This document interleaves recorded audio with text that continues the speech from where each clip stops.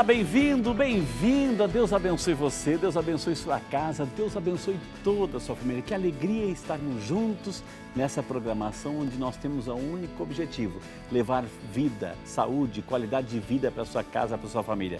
Sim, porque já está no ar o nosso programa Vida e Saúde, o programa que já tem essa marca registrada, a união sempre entre a ciência médica e a espiritualidade. Aqui, minha gente, fé e medicina sempre vão caminhar juntas. Já se encontra aqui nos estúdios do Vida e Saúde a doutora Daiane Zaniol Rampazzo Caetano, né? Ela que é médica psiquiatra, aceitou o nosso convite para falarmos desta realidade. Tique e toque. Né? Tique e toque são transtornos. É síndrome, é doença, tem tratamento, tem cura. Isso a gente vai entender quantas pessoas sofrem disso. E a gente gostaria tanto que você também estivesse conosco, que você ligasse para o seu vizinho, ligasse para a sua vizinha. Quanta gente tem essa realidade que a gente vai entender hoje, viu?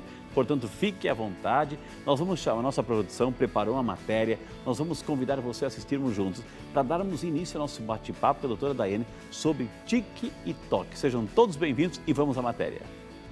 Todos nós temos alguns gestos ou posturas corporais que repetimos e que muitas vezes denunciam aquilo que a gente está sentindo no momento. Por exemplo, uma pessoa que conhece muito bem a outra, sabe que se ela levantar a sobrancelha ou não parar de balançar as pernas, pode ser um sinal que ela esteja ansiosa ou irritada. Há pessoas, por exemplo, que passam a fazer esses movimentos de forma involuntária. Esses tiques passam a chamar a atenção de quem está ao redor daquela pessoa. E ele pode estar ligado a um distúrbio chamado de TOC, transtorno obsessivo compulsivo. Cerca de 2,5% da população sofre com essa doença. Mas como diferenciar um tique do TOC? É o que vamos descobrir hoje no programa Vida e Saúde. Exatamente, é o que vamos descobrir hoje no Vida e Saúde. Por isso que, carinhosamente, aqui a gente quer acolher a doutora Daiane, ó. Se tem um nome italiano, está aqui hoje, né? Daiane Zaniol Rampazzo Caetano, né? Doutora Daiane, médica psiquiatra. Seja muito bem-vinda, doutora. Que honra recebê-la aqui nos estúdios do Vida e Saúde, doutora. Muito obrigada, eu que agradeço pelo convite. Eu sempre costumo dizer que é uma verdade, as pessoas aumentam o volume do televisor, doutora, assim, para não perder nenhuma das explicações. Tique e toque, né? Isso até tem uma música famosa lá atrás, assim, né? Isso me dá um tique-tique nervoso, enfim. O que é um tique? Vamos começar pelo tique, então, né, doutora? O que é um tique? É síndrome, é doença, é transtorno, o que é? Bom, tique, na verdade, é um sintoma, né? Quando a gente fala tique, a gente está falando de um sintoma que pode estar cursando dentro de alguns transtornos, né? Nada mais é do que um movimento involuntário. Ele é repetitivo, né? E ele traz bastante sofrimento e é involuntário. A principal característica é essa. Ou seja, a pessoa não comanda, ele vem por conta própria, é muito maior do que tomar consciência, é muito maior do que, não, eu não quero, mas acontece. Exatamente, ela não tem um controle, ela até percebe, né, que vai apresentar o tique, mas ela não tem esse controle. Por exemplo, se a gente pudesse, assim, citar alguns, assim, para quem está em casa, que está nos acompanhando, quais são os principais tiques, assim, que a gente conhece? A gente tem os tiques motores, né? Os mais comuns é aquele de piscar, fazer uma careta. Que né? fica lá, a pessoa fica se mexendo, etc. Isso, né? virar o pescoço, Okay. levantar o ombro, né? E tem alguns tiques que são vocais. A pessoa tosse, né, pigarra, ou às vezes até falar um som, um gemido, uma palavra às vezes. Entendi. Isso é involuntário. É involuntário. Ou seja, a pessoa já nasce com isso? Tem um fator genético? É alguma falha na genética? É algum fator hereditário que está por trás disso? Como é que é, doutora? O que a ciência diz? Não existe uma causa muito bem estabelecida, mas sabe-se que existe um componente genético, né? Então, famílias onde existem casos de transtornos de tiques, é mais comum que isso aconteça. E tem alguma idade para se manifestar, doutora? Ou seja, uma criança pode ter um tique, você já percebe logo no início? Ou, de repente, é na fase da adolescência, da juventude ou fase adulta que mais se manifesta, doutora? Em geral, começa na infância, em torno dos 7 anos, mais ou menos, né? A gente só precisa tomar um cuidado porque muitas vezes pode ser um quadro transitório, né? Que faz parte até do desenvolvimento e que não é um problema. Mas em alguns casos isso pode persistir e aí sim se transformar em um transtorno, né, em um problema. Doutora, é progressivo, ou seja, aquele movimento involuntário, a pessoa está lá, mexe a cabeça, sei lá, o olho, é progressivo, começa de levezinho e vai aumentando a sua intensidade no decorrer da vida, doutora?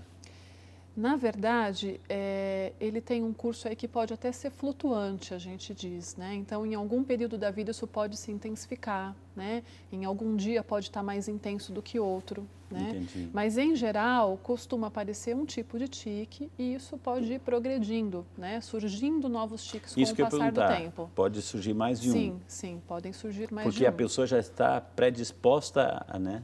Já tem um, pode desenvolver outros. Sim, pode desenvolver outros.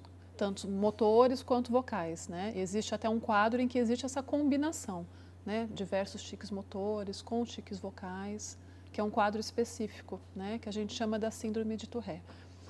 O que é uma síndrome de Tourette? É o conjunto da obra? É esse conjunto, né, de tiques. Então, quando a pessoa tem vários tiques motores, né? Com a presença de tiques vocais também, ela tem essa síndrome. Agora, doutora, é involuntário, mas tem algum sintoma que vai dizer assim, opa, está vindo, né? Por ser involuntário, a pessoa pode, qualquer momento do dia, da hora, da noite, em qualquer circunstância e situação, pode se manifestar. Ou o corpo dá um aviso, opa, já está vindo o tique. Não. A pessoa consegue perceber. Tá, tem um desconforto, uma sensação de que vai vir, né? Em algumas situações específicas, por um curto período de tempo, a pessoa consegue ter algum controle, né? Mas isso é uma coisa muito passageira, né? E logo ela não consegue mais controlar e o movimento vem, né?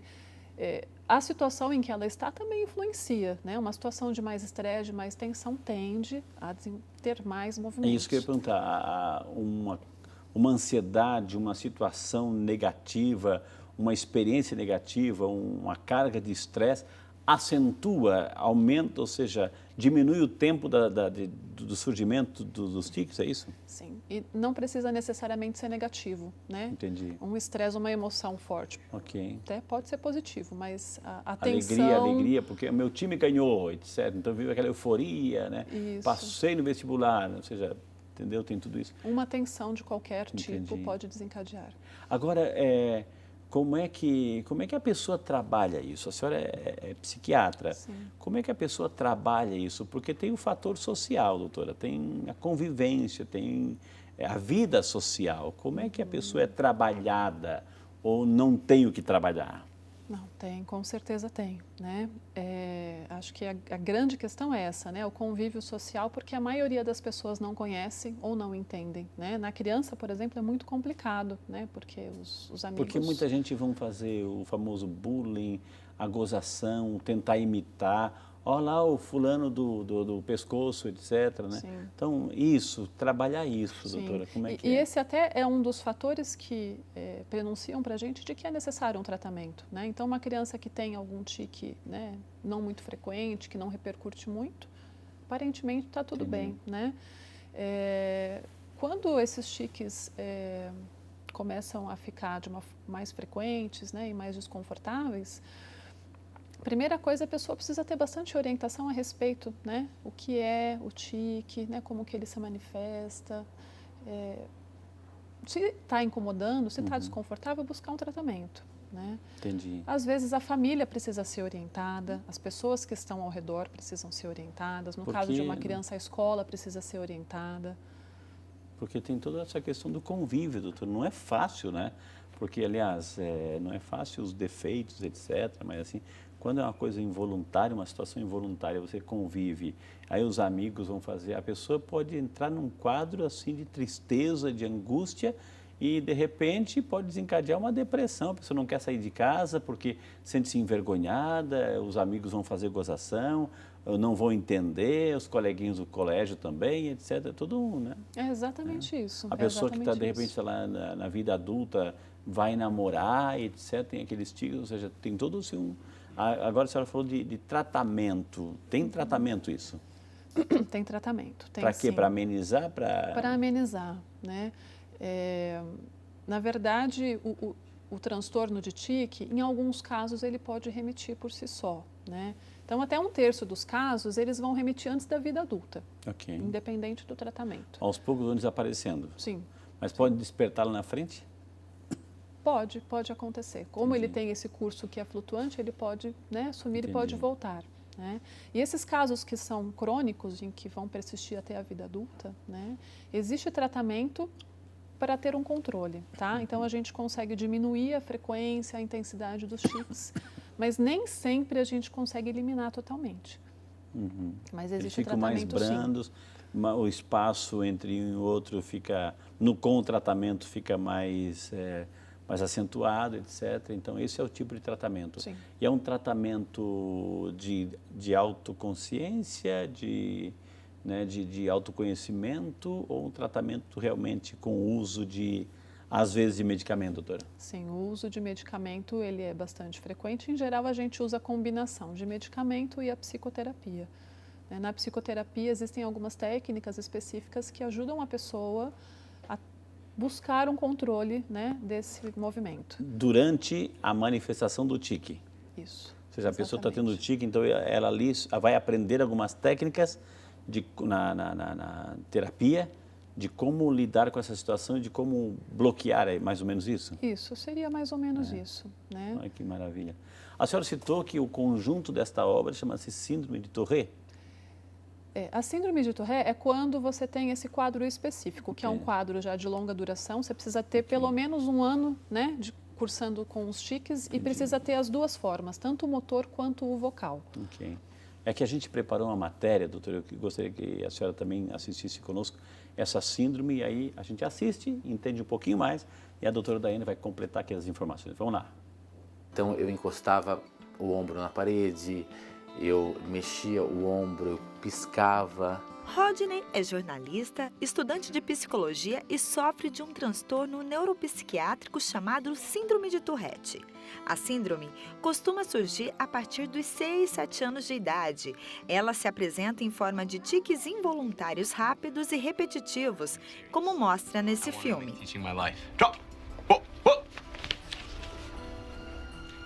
This is because I have Tourette syndrome. A síndrome atinge cerca de 1% da população e é predominante nos homens. Mas é na infância que é preciso ter um cuidado especial. É porque as crianças que sofrem com os tiques costumam não ser compreendidas, sofrem bullying na escola e são reprimidas pelos pais. E a consequência é o isolamento. Camila, de 7 anos, tem a doença. Quando pergunto à mãe se a pequena já sofreu na escola, Camila toma a frente e responde na hora. Sim. Na escola já? O que falavam para você na escola? Era estranho. A menina começou a apresentar os sintomas há 1 ano. A mãe conta que do nada Camila agachava e se levantava. Foi aí que resolveu buscar ajuda. Eu me antecipei e já fui conversar com a coordenadora, com a professora, explicar o que era. Levei material que o pessoal da STOC me mandou, explicando sobre como é que funciona, né, a síndrome, o que a gente tem que fazer. Então, eu passei já para a escola e eles trabalharam muito bem nisso. A síndrome não é muito conhecida, o que dificulta o tratamento. Alguns estudos revelam que ela pode ser hereditária ou ligada a questões emocionais. De uns anos para cá, alguns famosos revelaram na mídia sofrer de Tourette, como o caso do goleiro Tim Howard, de 35 anos, que chegou a ser chamado de retardado, e o tenista Rafael Nadal, de 27 anos. Em São Paulo, existe uma associação chamada STOC-ST, a Associação Solidária do Toque e Síndrome de Tourette.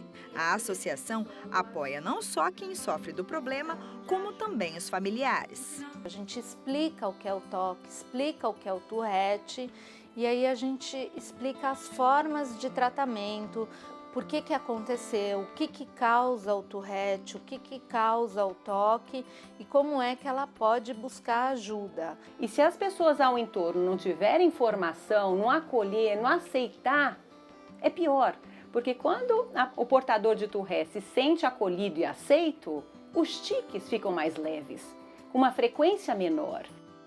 É fundamental lidar e aceitar o tique. Ele não tem cura, mas pode ser controlado. Rodney, que mostramos no início da reportagem, resolveu buscar ajuda aos 24 anos de idade devido à falta de informação. Não só procurou um psiquiatra, como aprendeu a lidar com os tiques e controlá-los. É possível ter qualidade de vida tendo síndrome de Tourette. Ela faz tudo, ela é maravilhosa.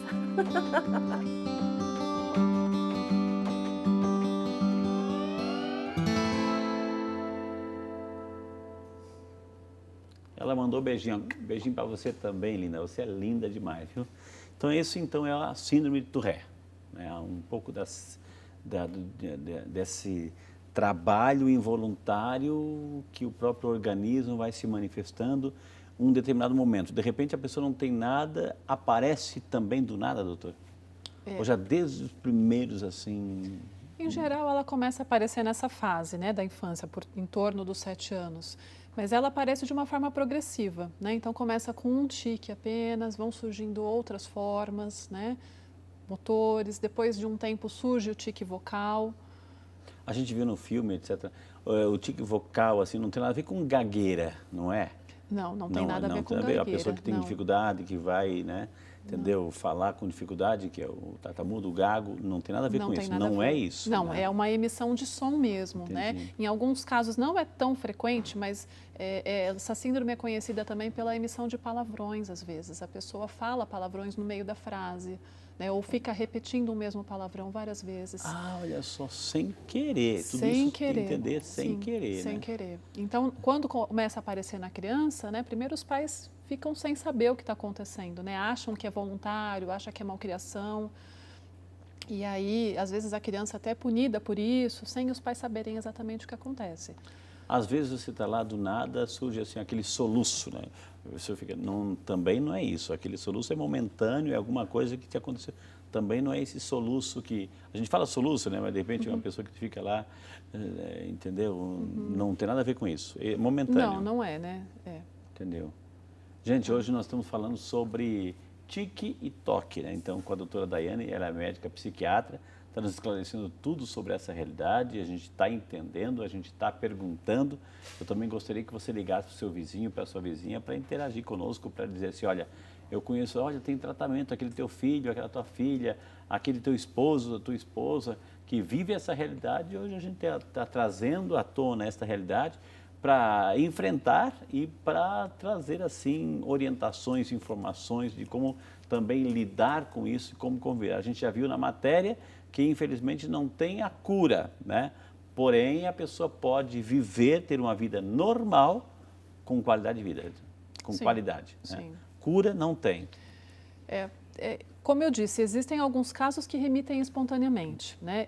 Existem alguns casos que são muito graves e mesmo com o tratamento ainda persistem muitos sintomas, mas a grande maioria são casos que a pessoa consegue conviver bem com esses sintomas. Agora, esses tiques vocais, doutora, assim, a pessoa pode estar em qualquer lugar, uma palestra, uma sala de aula, uma atividade, sei lá, religiosa no meio de uma missa e pode ir lá se manifestar. Ou seja, isso é constrangedor, né, doutora? Dá para imaginar como é complicado, né, para a pessoa passar por isso. Eu fico imaginando isso, doutora. Sim. E aí isso é que vai causando isolamento, né? Porque o medo de passar pela situação faz com que a pessoa evite algumas situações. E aí, como é que começa o tratamento? É um tratamento, vocês vão receitar alguma coisa que vai trabalhar a parte neurológica, como é que é? Sim. O tratamento, ele inclui a medicação, né? São medicações que atuam ali na dopamina, né? Que é um neurotransmissor, né? Presente no nosso cérebro. Responsável pela sinapse aí, muita coisa, né? Exatamente. E a gente começa o tratamento quando realmente é necessário, né? Então, assim, a gente tenta evitar a medicação, né? Quando a pessoa está numa situação em que isso está bastante desconfortável, em que está causando prejuízos à vida social, né? Ou o desconforto mesmo, que também é grande, aí é a hora de começar a medicação. Um tratamento dura a vida inteira ou tem um período também? Ou quando a pessoa sente que os sintomas estão mais brandos?